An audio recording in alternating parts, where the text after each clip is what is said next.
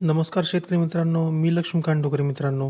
राज्यातील 6 जिल्ह्यात सोयाबीन पिकाचा उर्वरित असलेला 75% पीक विमा वाटपाच्या संदर्भात महत्त्वाची अपडेट आलेली आहे.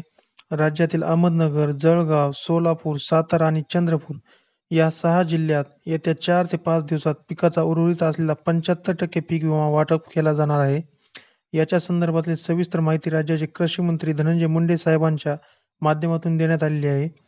तसेच या 6 जिल्ह्यात कोणत्या जिल्ह्यात किती पीक विमा मंजूर झालेला आहे, याची जिल्हानिहाय यादी देखील कृषी मंत्री धनंजय मुंडे यांच्या माध्यमातून देण्यात आलेली आहे.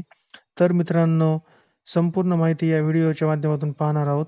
त्यासाठी हा व्हिडिओ कुठेही स्किप न करता शेवटपर्यंत नक्की पहा. चॅनलला सबस्क्राईब करा मित्रांनो, व्हिडिओला लाईक करा, शेअर करा, बेल आयकॉनला क्लिक करा. अशीच नवनवीन अपडेट तुम्हाला मिळत राहील मित्रांनो.